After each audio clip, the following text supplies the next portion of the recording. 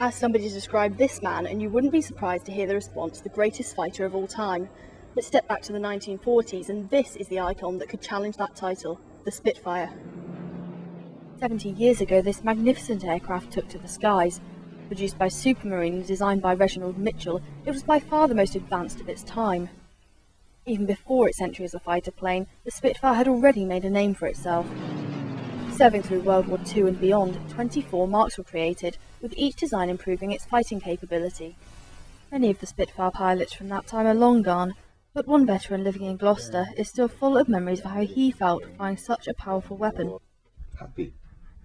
I was never frightened in a Spitfire, because I knew the aeroplane, I knew all the tricks, and because of my training, I was ready for it. Whilst the Spitfire was designed in Southampton, its propellers were made locally by Doughty Rotol in Staverton, and many of the planes came off the production line at the Castle Bromwich factory in Birmingham. The Rolls-Royce engine is the aircraft's most prominent feature. Gliding effortlessly through the skies, there's no mistaking the sound of Merlin. In all, over 22,000 Spitfires were built, just 20 still remain in working condition in the UK. 5 of these are maintained by the Battle of Britain Memorial Flight at RAF Coningsby in Lincoln. The Spitfire was an impressive piece of machinery, but how does its features compare to its wartime counterpart, the Hurricane? Designed just a year before the Spitfire. It's got a thick wing. It's descendant from the biplanes that came before it. The Spitfire was an all new design, and they led with a thin wing, so lighter, and the undercarriage is narrower. Less stability, but it was kept all weight down the centre. The Hurricane's got a wider undercarriage, easy to land. The Spitfire engine is a bit more powerful, therefore faster. There's pluses and minuses, but more advanced generally. R.J. Mitchell is remembered as the father of the Spitfire.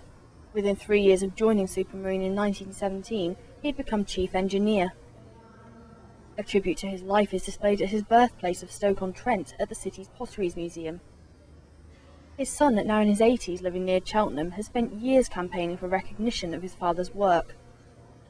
He's even published a biography of his father, preserving his life in writing. Sadly, the man who had such an impact on aircraft design died of cancer in 1937. At the time, he had no way of knowing what the future held for his invention. He took me up to see the prototype just 3 days after it first flew in March 1936. And I often think if I'd told him then there are going to be 22,000 of them built, he just thought I was crazy. He had no idea at all. It's hard to imagine there's anything left to find out about the Spitfire, but perhaps one of the best kept secrets is how the machine got its name. It all stems back to a girl called Annie. The chairman of Supermarine Vickers at the time, Sir Robert McLean, had a daughter, and I saw her many, many years ago, and she said to me, "Do you know where the name Spitfire came from?" "No." She said, "Well, when I was younger, my father used to call me his little Spitfire." Annie Spitfire has a lot to answer for, not least as the so-called best aircraft of World War II. But in years since, its fame has been heightened to new extremes. Its iconic status is in part undoubtedly due to the attention it's received. The name of Annie Spitfire, well, she's still known as Annie Spitfire.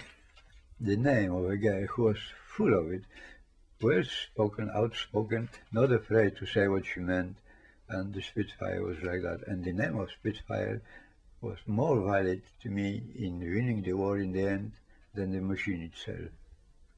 Beautiful, isn't it? So, after 70 years of memories, all that's left to discover is whether this great British fighter will continue to be remembered. Yes, I think it will now. Yes. I suppose, I mean, that was the 70th anniversary. I don't know. Possibly they'll have a go at the 75th. I don't know. But no, I think it's engrossed in the public's imagination and will certainly remain there forever. This is Josie Scobling reporting.